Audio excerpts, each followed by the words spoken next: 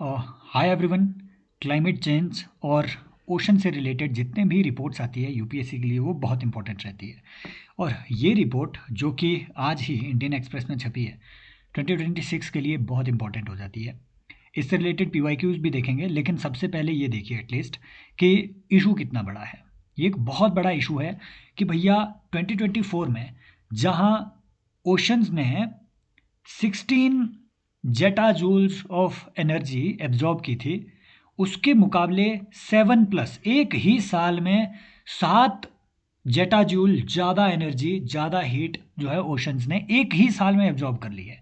इसलिए ये एक बहुत बड़ा एक लैंडमार्क शिफ्ट है क्लाइमेट चेंज की दिशा में।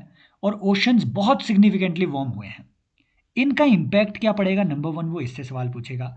वो आपसे पूछेगा कि ओशन वार्म हो रहा है, एमॉक पे क्या इफेक्ट पड़ेगा, ओशन में ऑक्सीजन की अवेलेबिलिटी या CO2 की अवेलेबिलिटी या फिर मिक्सिंग, इन सब चीज़ों पे क्या इफेक्ट पड़ेगा। इस टाइप से वो एक सवाल बनाएगा। फिर हम इसमें 4 पीवाईक्यूज जो सिमिलर कॉन्सेप्ट पे थे उसे भी लास्ट में डिस्कस यहाँ पे करेंगे।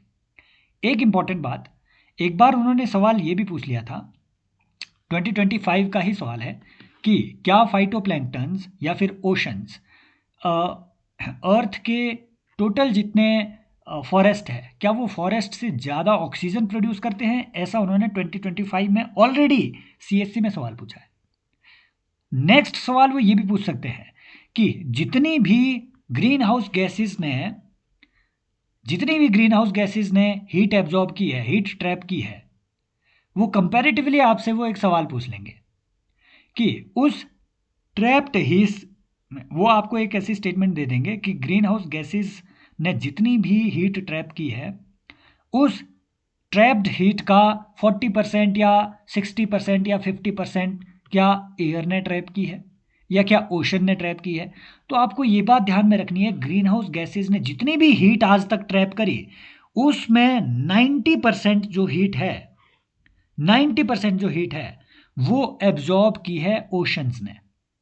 90% हीट जो है ओशन ने एब्जॉर्ब की है। ये कुछ इफेक्ट है, इन्हें आगे मैंने बहुत डिटेल में आपको बताया हुआ है कि ये इनके कुछ इफेक्ट है। यहां मैंने एक ही, है ना, एक ही फ्लो चार्ट में सारे इफेक्ट जो जो ओशन वार्मिंग के हो सकते हैं वो यहां पे दिखाए हुए हैं। पहला, रिड्यूस्ड मिक्सिंग। वो कैसे समझते हैं। ओशन में देखिए मिक्सिंग होती है।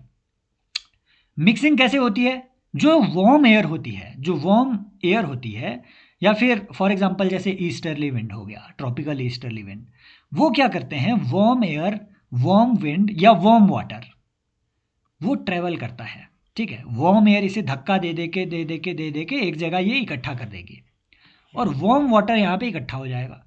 यहाँ से वो सिंकिंग पैटर्न बनाएगा।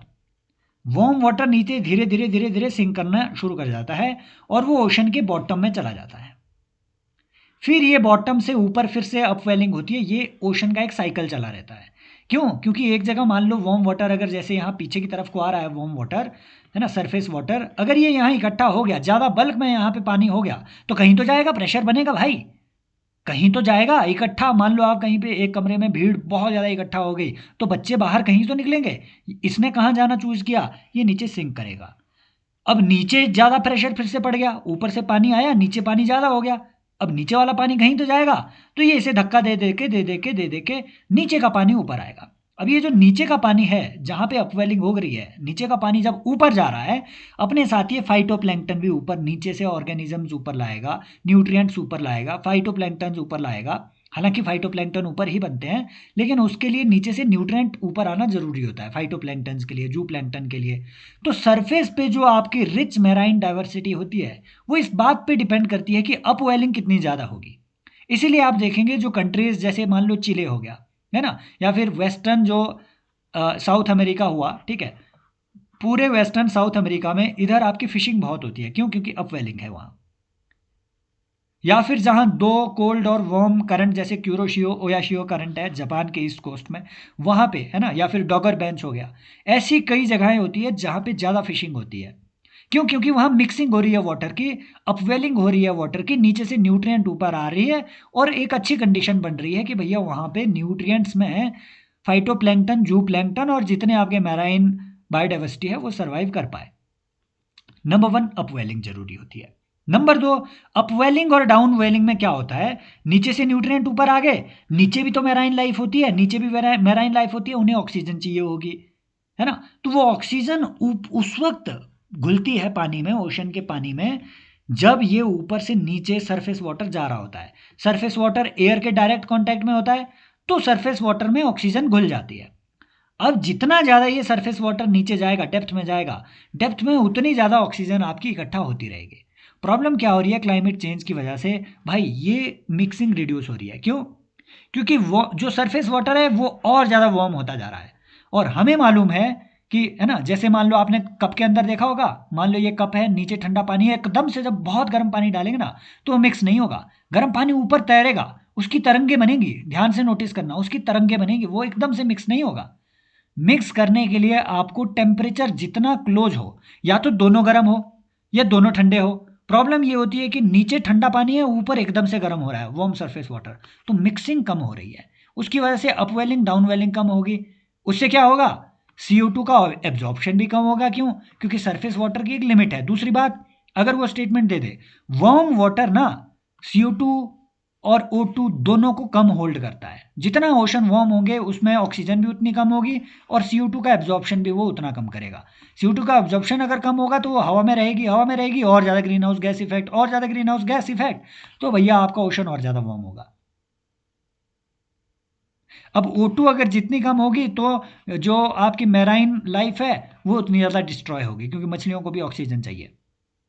तो एक लूप क्रिएट हो जाएगा। अगली बात, जितनी सारे यहीं पे मिक्सिंग से रिलेटेड है, जितनी कम आपकी मिक्सिंग होगी उतना न्यूट्रिएंट ब्लॉकेज रहेगा, न्यूट्रिएंट नहीं मिलेंगे, नीचे ऑक्सीजन नहीं मिलेगी, ऊपर न्यूट्रिएंट नहीं मिलेंगे, क्योंकि अपवेलिंग कम हो गई, मैराइन लाइफ डिक्लाइन होगी, फूड चेन का डिसरप्शन होगा, क्योंकि फाइटोप्लैंक्टन ही नहीं बनेंगे, एल्गी ही नहीं बनेगी। और इसकी वजह से क्या होगा, मैराइन हीट वेव और ज़्यादा इंटेंसिफाई हो जाएगी। क्यों? क्योंकि मिक्सिंग नहीं हो रही है, तो वार्म वाटर नीचे नहीं आ रहा है, तो सरफेस वाटर और गर्म होता जा रहा है, होता जा रहा है, होता जा रहा है। और भाई साहब इतनी ज़्यादा, जब आपकी एवरेज से 3-4 डिग्री सेल्सियस ज़्यादा आपकी वार्मथ हो जाए तो उसे हम कहते हैं, है ना, हीट वेव। बस ये सब यहाँ पे ऐसे ही समझाया गया है, पूरा यहाँ पे ऐसे ही समझाया गया है, सिंपल बात है। इंपॉर्टेंट बात है ये एमॉक, अटलांटिक मेरिडाइनल ऑसिलेशन जो है ना, ये एमॉक क्या होता है? एमॉक एक लंबी प्रक्रिया है। पहले तो देखो, एक सवाल वो आपसे ये बनाएगा कि एमॉक में, मान लो अगर वो स्टेटमेंट दे दे कि एमॉक में हर एक साल में अगर मान लो ऐसी स्टेटमेंट वो आपको दे दे कि हर एक साल में पोलर वाटर इधर आता है और यहाँ इक्वेटोरियल वाटर पोल में जाता है, तो स्टेटमेंट गलत होगी। भाई ये इतनी लंबी प्रक्रिया है कि 1000 साल लगते हैं नॉर्मली पोलर वाटर को इक्वेटर तक पहुंचने में और इक्वेटर को पोलर वाटर तक पहुंचने में, और ये प्रक्रिया बहुत महत्वपूर्ण होती है। ग्लोबल ओशन कन्वेयर बेल्ट इसे हम कहते हैं। ये प्रक्रिया बहुत महत्वपूर्ण होती है। क्यों? क्योंकि इसी की वजह से जो गरम गरम पानी है ना, जो गरम गरम पानी है वो इक्वेटर से पोल की तरफ जाता रहता है। पोल में इसी की वजह से जो है, जो आपका जैसे वेस्टर्न, जैसे नॉर्वेजियन कोस्ट हो गया, तो यहाँ पे जो नॉर्वेजियन करंट है इस कोस्ट में जो बर्फ है उसे पिघला के रखेगा, ताकि यहाँ पे थोड़ी आवाजाही यातायात चला रहे। अगर ये गर्म पानी ऊपर नहीं जाएगा, नंबर वन, ऊपर एक्सट्रीम कोल्ड की सिचुएशन हो जाएगी, एक बात ये हो जाएगी। दूसरा, अगर अगर देखिए होता क्या है, ओशन वार्मिंग की वजह से, ओशन वार्मिंग की वजह से एक इफेक्ट हो रहा है, मुझे, है ना, इसे एक मिनट ये करने दो। ओशन वार्मिंग की वजह से प्रॉब्लम क्या हो रही है?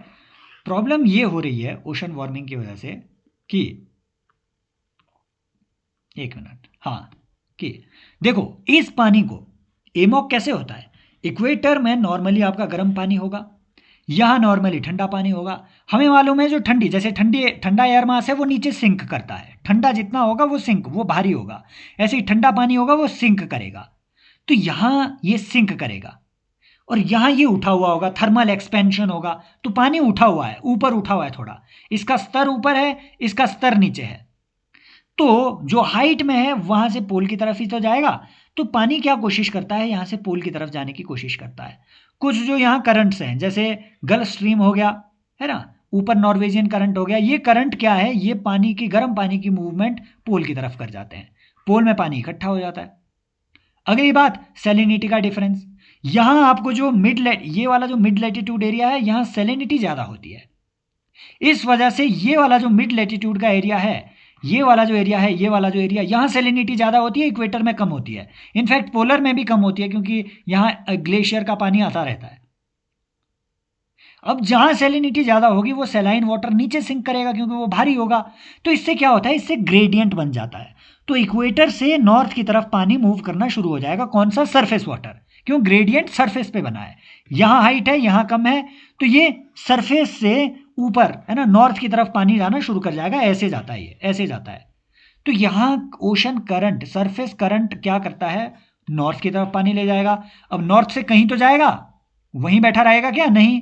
अगर नॉर्थ में इतना ज़्यादा पानी जा रहा है तो यहाँ से वो सिंक भी तो करेगा, कहीं तो जाएगा। कहाँ जाएगा? नीचे सिंक करेगा। हमने देखा था डाउन वेलिंग हो जाएगी। और सिंक करेगा तो नीचे नीचे नीचे नीचे नीचे अंडर करंट बन के वो अंडर करंट बन के, अच्छा मैं भाई ये पैसिफिक में शो कर रहा हूँ, एक्चुअली मुझे अटलांटिक में दिखाना था। ये यहाँ से ऊपर जाएगा, ऊपर से नीचे नीचे नीचे नीचे नीचे करके यहाँ आपके बेंगुएला करंट वगैरह है ना, नीचे देखिए आपको यहाँ इक्वेटर के आसपास जो है आपको अपवेलिंग होते हुए दिखेगी। ऊपर गया पानी सरफेस में, ऊपर सिंक किया पोलर में, पोलर एरिया में, और ये नीचे आपकी जो है डाउन वेलिंग हो गई है ना, अंडर करंट बन के ये इक्वेटर के पास फिर से ऊपर आ गया, नीचे ये अपवेलिंग हो गई। ये पूरा जो प्रोसेस है इसे हम कहते हैं अटलांटिक मेरिडायनल ऑसिलेशन। ये प्रोसेस उतना इंटेंस होगा है ना, जितनी ज़्यादा आपका थर्मल डिफरेंस होगा इक्वेटर और पोल के बीच में, उतना इंटेंस ये प्रेशर ये एमोक होगा।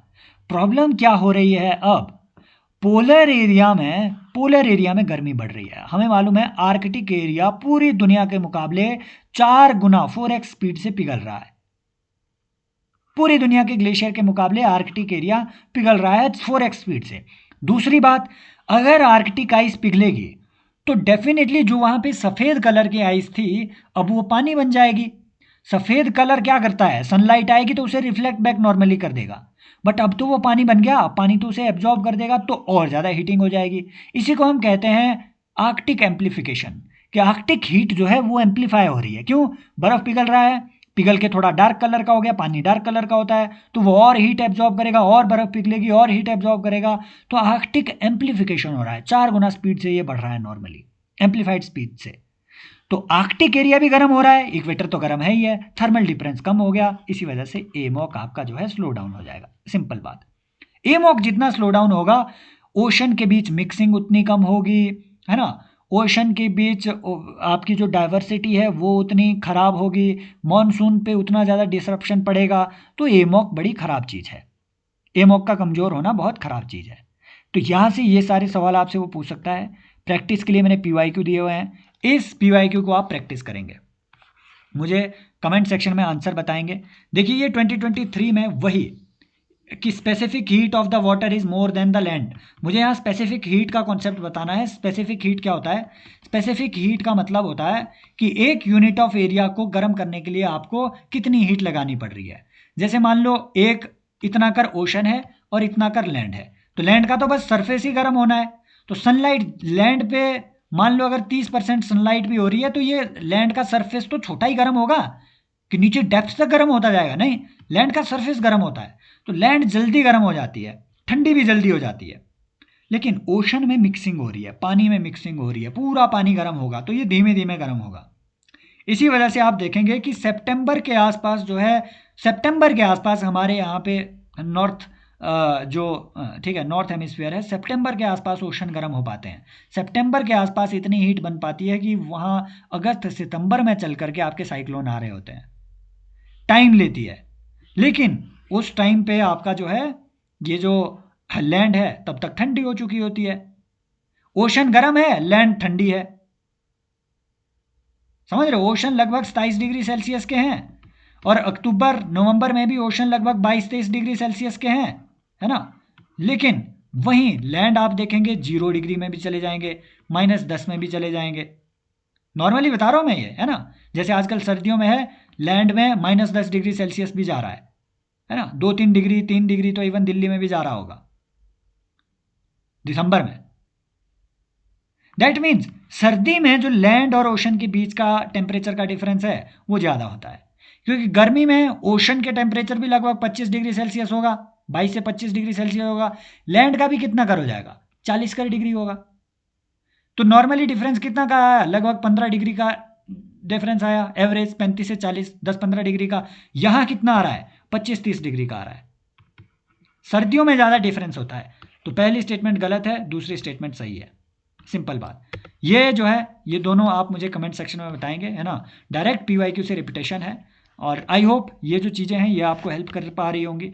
देखो PYQs का सबसे कॉम्प्रिहेंसिव अपना इनिशिएटिव है, कसम से मैं बता रहा हूँ। इस इनिशिएटिव को अगर आप ज्वाइन करेंगे, आपको कोई दूसरी जगह कुछ रिवाइज करने की ज़रूरत नहीं पड़ेगी। एटलीस्ट स्टैटिक भाई जिसमें इतना अच्छे से कवर्ड है, कोई दूसरी जगह रिवाइज करने की ज़रूरत नहीं है। फॉर एग्जांपल पॉलिटी अगर पढ़ोगे ना, तो लक्ष्मीकांत से 1.5 गुना ज़्यादा पॉलिटी उसमें PYQs के थ्रू और एक्सप्लेनेशंस के थ्रू ही उतना ज़्यादा कवर हो चुका होगा। आपको कोई टेस्ट सीरीज लगाने की ज़रूरत नहीं पड़ेगी। सैम्पल लेक्चर्स अवेलेबल है। Thank you so much, take care, bye bye, as always, love you all.